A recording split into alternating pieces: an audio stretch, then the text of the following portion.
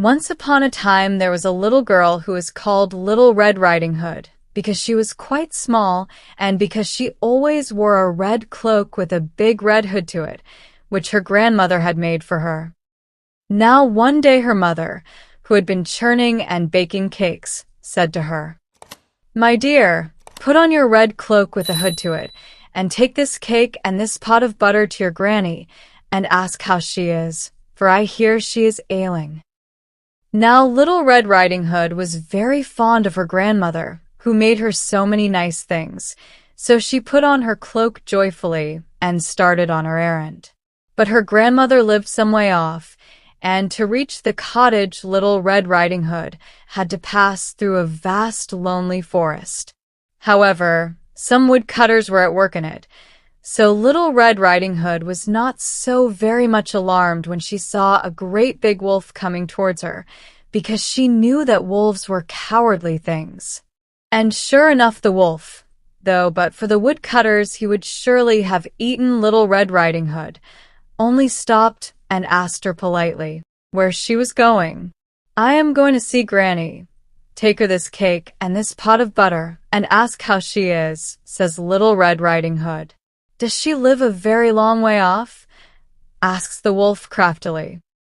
"Not so very far if you go by the straight road," replied Little Red Riding Hood. "You only have to pass the mill, and the first cottage on the right is Granny's. But I am going by the wood path because there are such a lot of nuts and flowers and butterflies."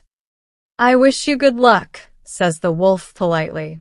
"Give my respects to your grandmother, and tell her I hope she is quite well." And with that he trotted off.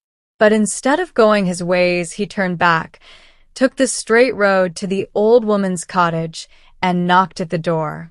Rap, rap, rap. "Who's there?" asked the old woman who was in bed. "Little Red Riding Hood," sings out the wolf, making his voice as shrill as he could. "I've come to bring dear Granny a pot of butter and a cake from Mother, and to ask how you are." "Pull the bobbin, and the latch will go up," says the old woman, well satisfied. So the wolf pulled the bobbin, the latch went up, and oh my! It wasn't a minute before he had gobbled up old Granny, for he had had nothing to eat for a week. Then he shut the door, put on Granny's nightcap, and, getting into bed, rolled himself well up in the clothes. By and by along comes Little Red Riding Hood, who had been amusing herself by gathering nuts, running after butterflies, and picking flowers. So she knocked at the door. Rap, rap, rap. "Who's there?" says the wolf, making his voice as soft as he could. Now Little Red Riding Hood heard the voice was very gruff, but she thought her grandmother had a cold. So she said, "Little Red Riding Hood, with a pot of butter and a cake from Mother, to ask how you are. Pull the bobbin, and the latch will go up." So Little Red Riding Hood pulled the bobbin, the latch went up, and there, she thought, was her grandmother in the bed, for the cottage was so dark one could not see well. Besides, the crafty wolf turned his face to the wall at first, and he made his voice as soft as he could, when he said, "Come and kiss me, my dear." Then Little Red Riding Hood took off her cloak and went to the bed. "Oh, Grandmama, Grandmama," says she, "what big arms you've got. All the better to hug you with," says he. "But Grandmama, Grandmama, what big legs you have. All the better to run with, my dear." "Oh, Grandmama, Grandmama, what big ears you've got. All the better to hear with, my dear."